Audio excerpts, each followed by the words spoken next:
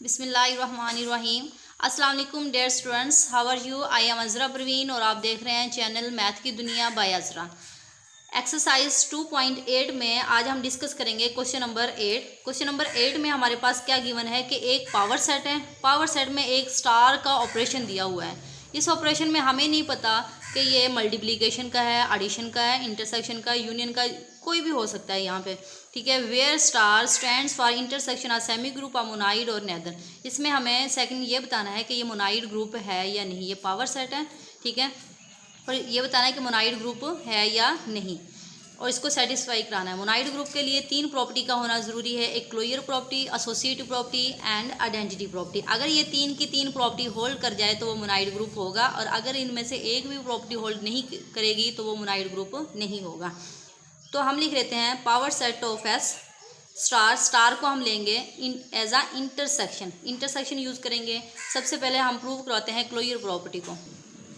Closure property में हम कोई से भी 2 सेट ले लेते हैं, ए और बी, जो कि बिलोंग कर रहे हैं पावर सेट में से, पी ऑफ एस में से, यहाँ से बिलोंग कर रहे हैं, ठीक है।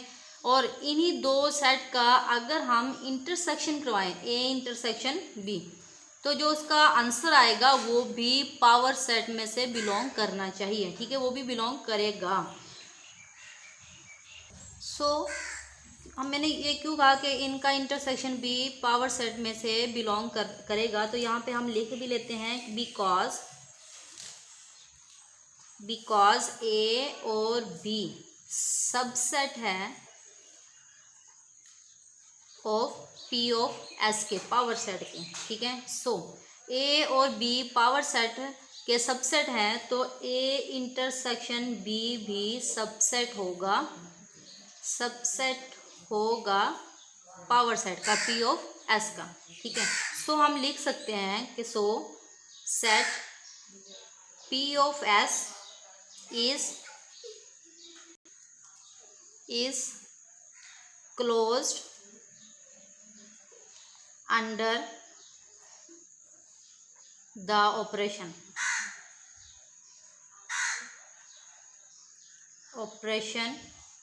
इंटरसेक्शन, ठीक है।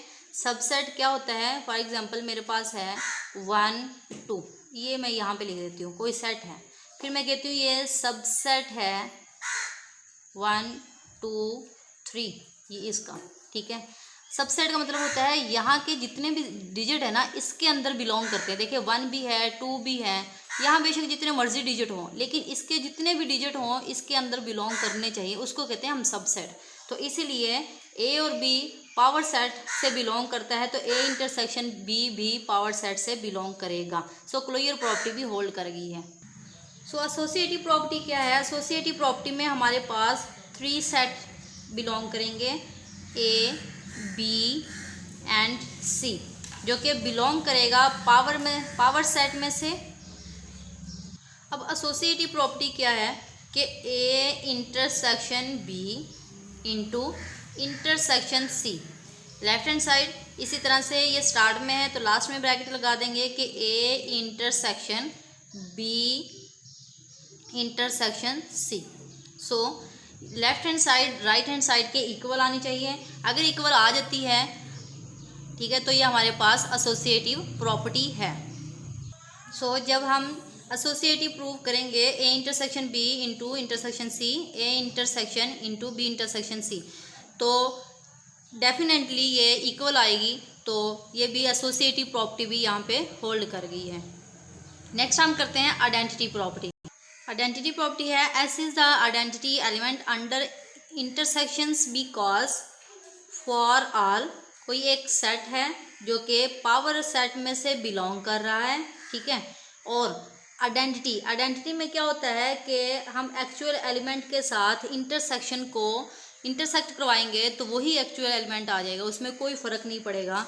मैं यहाँ पे लिख लेती हूँ कि S intersection A is equal to A, ठीक है। एस को जब इंटरसेक्शन करवाएंगे, क्योंकि इंटरसेक्शन ये जो एस है ये बड़ा है, फॉर एग्जांपल कह रही हूँ, ये एस ले लेते हैं और ये ए है। जब इनका इंटरसेक्शन जब हम करवाएंगे, यहाँ से इंटरसेक्शन करवाएंगे, इंटरसेक्शन में तो वही एलिमेंट आते हैं जो कॉमन हो, 1 इसमें भी है, इसमें भी है तो ये लिख देंगे 2, इसमें भी तो ये लिख देंगे, ठीक है। इंटरसेक्शन का मतलब होता है जो एस और ए में कॉमन होता है, तो कॉमन वाले एलिमेंट, ये बड़ा है ये छोटा है, इसका मतलब ए ही सेट आएगा, तो इसलिए हमारे पास ये जो आइडेंटिटी प्रॉपर्टी है ये भी होल्ड कर गई है। सो हम लिखेंगे hence P of S is monoid. P of S is monoid. ये 3 की 3 प्रॉपर्टी होल्ड कर गई है तो ये मोनाइड ग्रुप है। नेक्स्ट हमारे पास है क्वेश्चन नंबर 9। क्वेश्चन नंबर 9 में क्या है कि कंप्लीट द टेबल। ये हमारे पास टेबल गिवन है, कहा है कि ये कंप्लीट करें। इसमें 2 डिजिट हमारे पास नहीं है। Obtain the semi group under multiplication addition, मतलब ये स्टार का है, तो यहाँ पे हमने प्रूव करना है कि ये यहाँ पे कौन कौन से डिजिट आएंगे, ठीक है। तो हमारे पास देखते हैं, यहाँ पे लिख लेते हैं कि सी, ये ना सी, इसके सामने यहाँ पे जाके स्टॉप करेंगे, यहाँ पे टॉप पे देखेंगे तो ए आता है, तो सी स्टार ए, एक तो ये निकालना है हमने, ठीक है, यही ना, ये वाला एलिमेंट निकालना है। और दूसरा है सी स्टार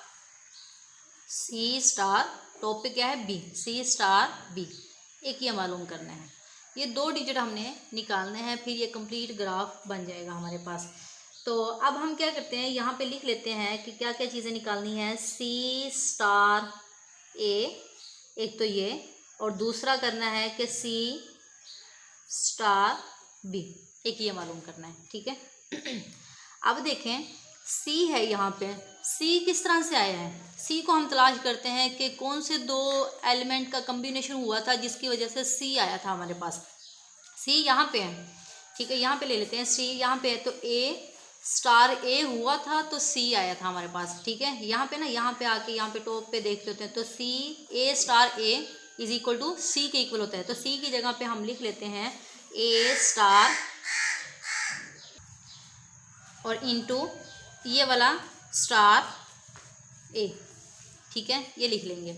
अब देखें एसोसिएटिव प्रॉपर्टी में जब होल्ड कर जाती है, एसोसिएटिव प्रॉपर्टी होल्ड करेगी ना, तो एसोसिएटिव जब प्रॉपर्टी होल्ड कर जाती है, बेशक स्टार वाली पे ब्रैकेट लगा दें, बेशक एंड वाली पे ब्रैकेट लगा दें, कोई फ़र्क नहीं पड़ता, ठीक है। तो हम लगा देते हैं लास्ट वाली पे ब्रैकेट्स लगा लेते हैं, ए स्टार ए, ये चीज़ लगा लेते हैं।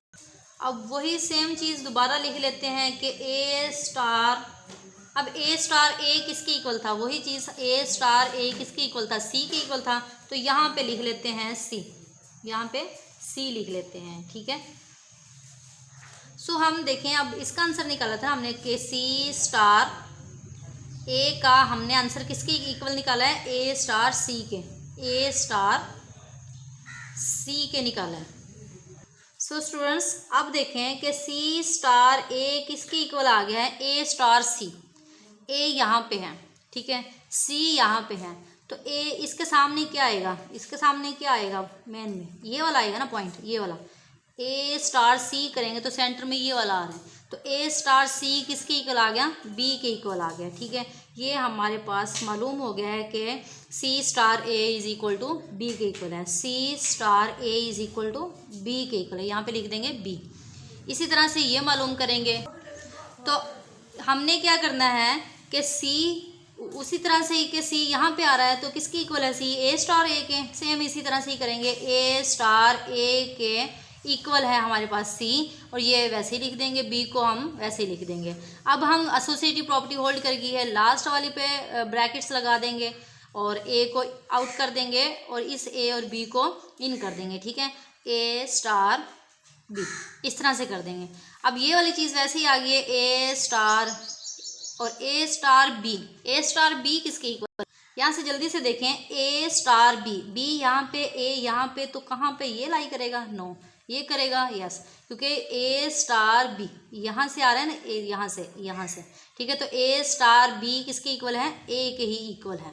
सो ए स्टार ए अब किसकी इक्वल है, ए स्टार ए किसके इक्वल है, यहाँ पे क्या आ रहा है, सी आ रहा है, तो ए स्टार ए हमारे पास सी के इक्वल है। सो किसके इक्वल आया ये, ए स्टार बी, इसका आंसर निकाल रहे हैं हम, ए स्टार बी किसके इक्वल आ गया, सी के इक्वल आ गया, सी के इक्वल आ गया, तो ए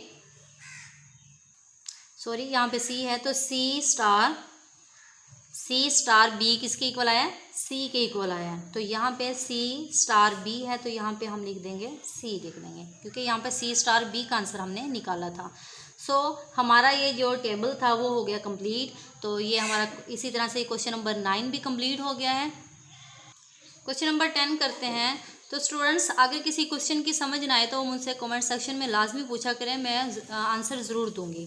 और अगर मेरी वीडियो पसंद आए तो लाइक सब्सक्राइब और शेयर भी लाजमी किया करें, ठीक है, इससे हौसला अफजाई होती है। क्वेश्चन नंबर 10 क्या है कि प्रूव दैट 2/2 की मैट्रिक्स लेनी है, उसमें नॉन सिंगुलर मैट्रिक्स हो। नॉन सिंगुलर मैट्रिक्स मतलब 0 के इक्वल ना हो।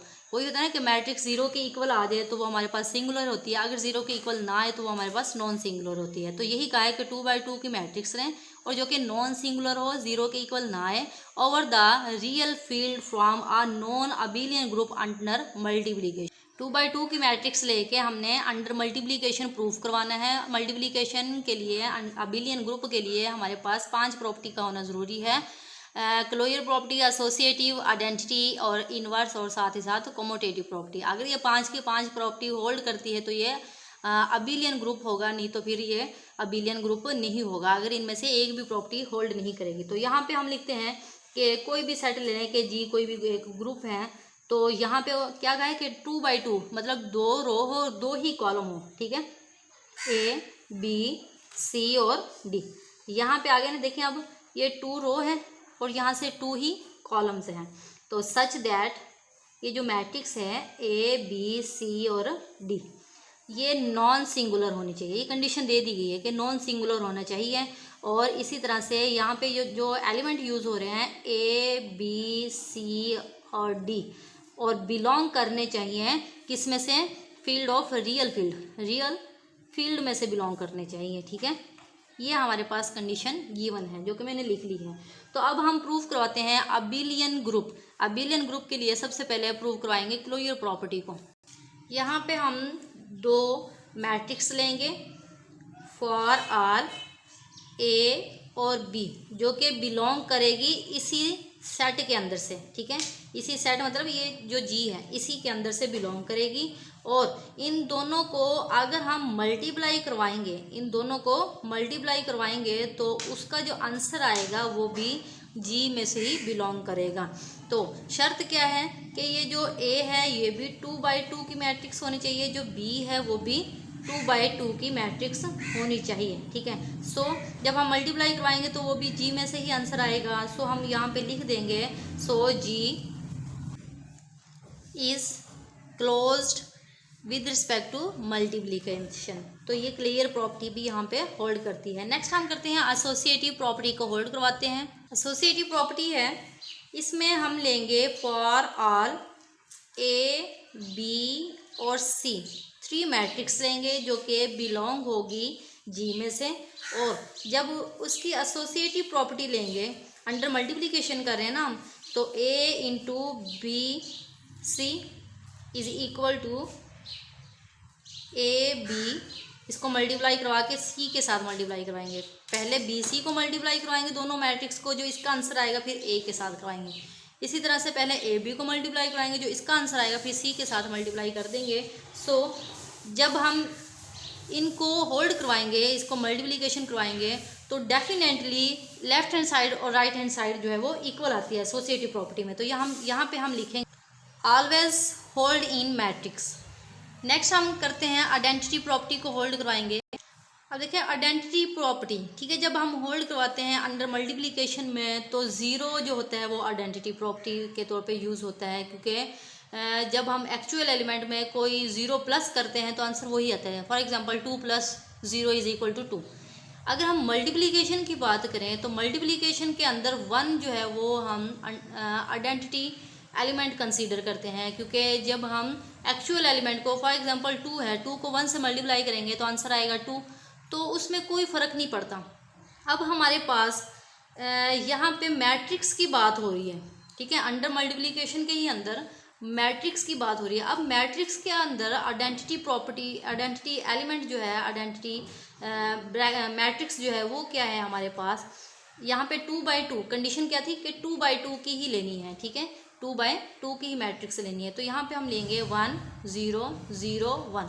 तो मैट्रिक्स के अंदर ये जो होती है ये हमारे पास होती है आइडेंटिटी मैट्रिक्स, ठीक है। अगर 3/3 है, 3 की है तो वो भी हम ऐसे करेंगे 1 1 0 0 1 0 0 0 1, ठीक है, इस तरह से ले लेंगे।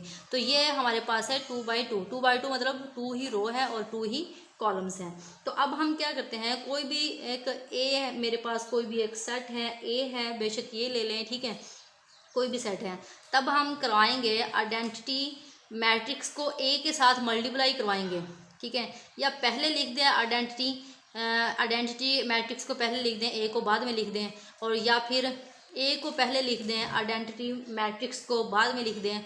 आंसर दोनों सूरतों में ही ए ही आएगा, ठीक है। जब भी हम आइडेंटिटी मैट्रिक्स को किसी मैट्रिक्स के साथ, एक्चुअल जो मैट्रिक्स होगी उसके साथ मल्टीप्लाई करवाएंगे तो आंसर जो है वो एक्चुअल मैट्रिक्स ही आएगा, ठीक है। तो यहाँ पे हम लिखेंगे कि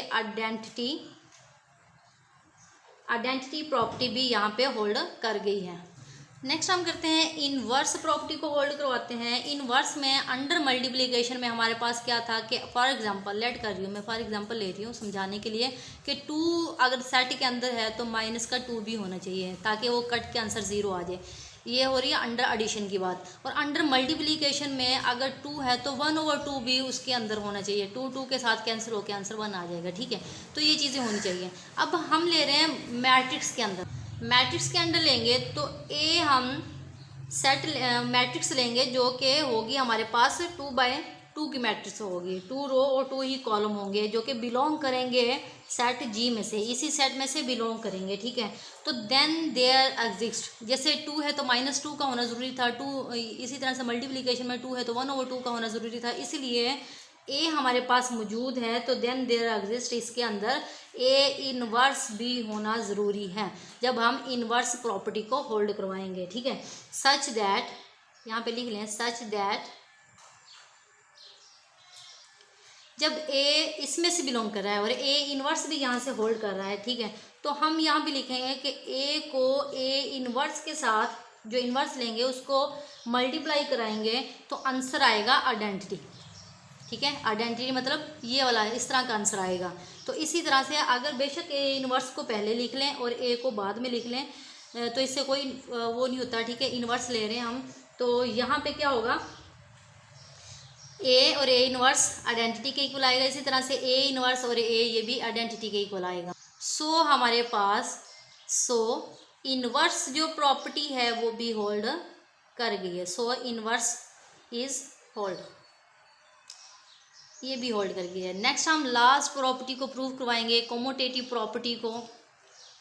कोमोटेटिव प्रॉपर्टी क्या है कि प्लस में a + b = b + a होता है, मल्टीप्लिकेशन में a b = b a होता है। यहाँ पे हम मैट्रिक्स ले रहे हैं, मैट्रिक्स हमारे पास कोई से दो मैट्रिक्स है कि a और b दो मैट्रिक्स है जो कि बिलोंग कर रही है सेट जी में से, इसी सेट में से बिलोंग कर रही है। तो जब हम a b इन दोनों को मल्टीप्लाई करवाएंगे, इसी तरह से बी ए को मल्टीप्लाई करवाएंगे, ठीक है। ए बी इसको मल्टीप्लाई करा के आंसर आ गया, और बी पहले बी मैट्रिक्स को लिख लिया, फिर ए को इसको मल्टीप्लाई करवाया, वो आंसर आ गया। तो ये कभी भी इक्वल आंसर नहीं आएगा, ठीक है। हो सकता है एक आधा आ जाए लेकिन ये जनरली जो है वो इक्वल आंसर नहीं आता है। ए बी कभी भी बी ए के इक्वल नहीं होता है। सो हम क्या करेंगे, यहाँ पे हम लिख देते हैं कि इन जनरल में ए बी कभी भी बी ए के इक्वल नहीं होता है। तो hence G is a non abelian group.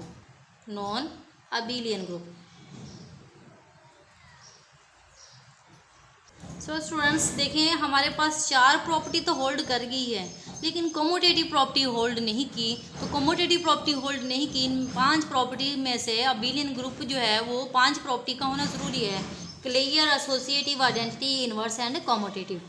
अगर इनमें से एक भी प्रॉपर्टी होल्ड ना करे तो वो हमारे पास अबिलियन ग्रुप नहीं होता है। सो यही कहा है कि नॉन अबिलियन ग्रुप प्रूव करें। जाहिर सी बात है कोमोटेटिव प्रॉपर्टी होल्ड नहीं की तो यहाँ पे क्या हो गया, नॉन अबिलियन ग्रुप होल्ड कर गया। तो ये नॉन अबिलियन ग्रुप है हमारे पास। ये जो क्वेश्चन है question number 10 non abelian group है। सो स्टूडेंट्स ये था हमारा आज का लेक्चर। अगर किसी स्टूडेंट्स को कोई कन्फ्यूजन हो तो वो कमेंट सेक्शन में लाजमी पूछें। अगर मेरी वीडियो पसंद आई हो तो प्लीज़ लाइक करें, सब्सक्राइब करें और साथ ही साथ बेल आइकन को भी क्लिक कर दें ताकि मेरे हर आने वाली वीडियो का नोटिफिकेशन आप तक पहुंचता रहे।